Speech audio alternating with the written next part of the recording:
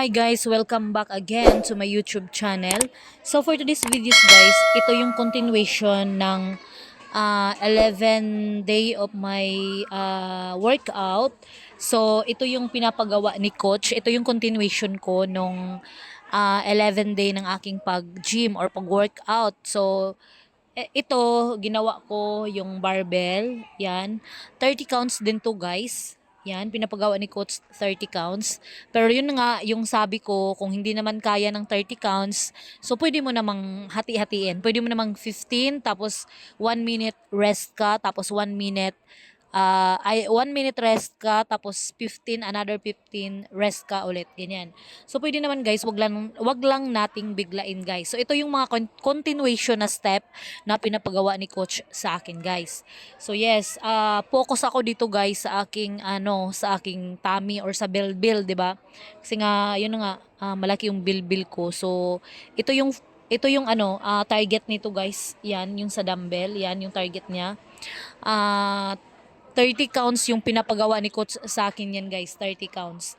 So yes, sawa ng Diyos na ko naman siya, nagawa ko naman kasi yun na nga, hindi naman ako baguhan, kundi pang 11 day of workout ko na. Pero yung 11 day na yun guys, hindi ako araw-araw, hindi ako lagi. So minsan sa isang week, meron nga isang beses lang kasi nga nabisi sa trabaho, so napagod din ako ganun. Tapos minsan din sa isang week merong dalawa or tatlo, pero pipilitin ko siya na kailangan sa isang week, kailangan 3 beses ako guys para ma-achieve ko or mabilis kong ma-achieve yung aking goal or aking target na na wino-workout ko, 'di ba guys? So kailangan lang natin talaga ng tiyaga. Pero minsan kasi minsan napapagod kasi ako kasi pagdating ko sa 'di ba nagwo-work ako tapos out namin 6. So syempre pagkatapos ng work tsaka ako maggi-gym. So syempre may pagod talaga na maramdaman. So yeah, yan, yung next step nito guys, ito naman para sa muscle or sa back yung target nito. So yan yung pinagawa ni coach.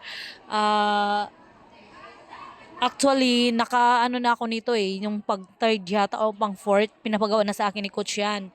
Pero kailangan naka-steady ka lang yung kailangan yung braso lang ang igalaw mo guys kasi nga ang target nito sa back. 'Di ba yung kadalasan natin or iba, meron tayong parang bilbil dito sa back. So yan yung target niya guys, yung step na yan na pinapagawa ni coach. So yes, nakayanan ko naman siya ng 30 counts kasi nga yun na nga, ika nga hindi naman ako baguhan. So, kaya ko na mag-counts ng 30. So, yan, pinapagawa ni coach sa akin, guys.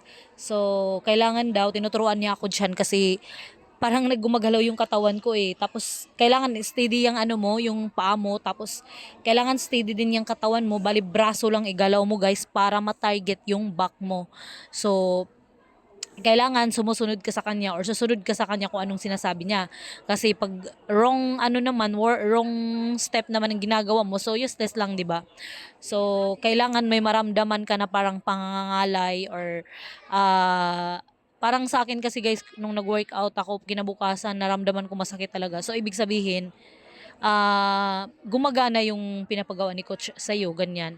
Kaya kailangan sumunod tayo at makinig tayo kung anong pinapagawa natin para magaya natin or masunda natin yung mga step na pinapagawa sa atin. So yes, sa totoo lang guys hindi biro mag-workout kasi ang mo nito pagod, tapos syempre nakakangalay ganun, pero ang sarap sa pakiramdam, promise, ang sarap sa pakiramdam kapag nagwo-workout ka, lalo na lumalabas yung pawis mo, parang feeling ko parang napaka-energetic ko, parang ganun. Hindi ako napapagod, ganun. So marami siyang benefits pag mag-workout ka. Tapos lahat syempre ang purpose naman natin dito, ang purpose natin dito ay para maboburn yung mga fats natin lalo na pag mataba. So yes, katulad ko tumaba. Hindi naman nasin mataba na mataba. So yes, ang goal ko ay syempre maboburn ko yung mga fats sa aking katawan kasi nga tumaba na ako. So next step, ito naman guys.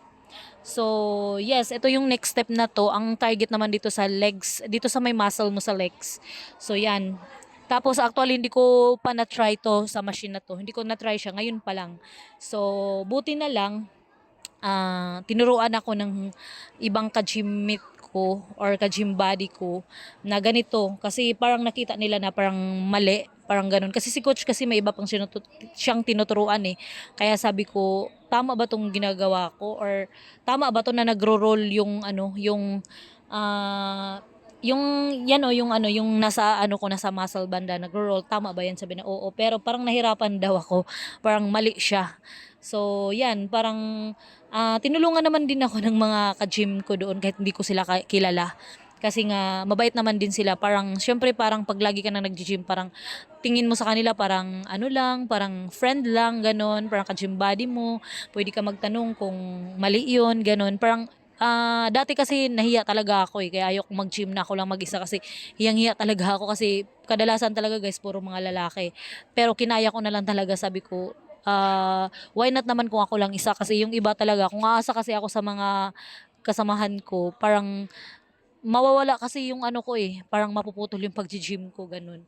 Kaya sabi ko sa sarili ko na ako na lang. So kaya ko naman talaga. Kasi kung may goal ka naman talaga, kakayanin mo, 'di ba guys?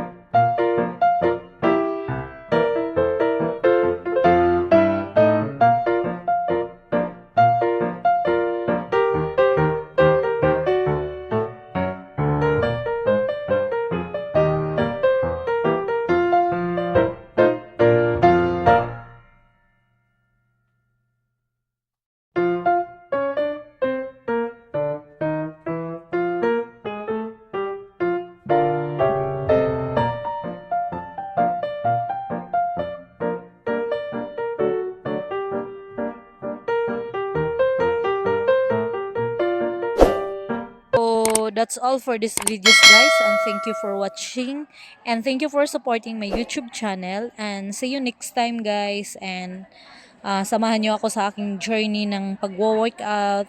So see ya guys. Thank you. Bye. Forget what they doing, keep on doing.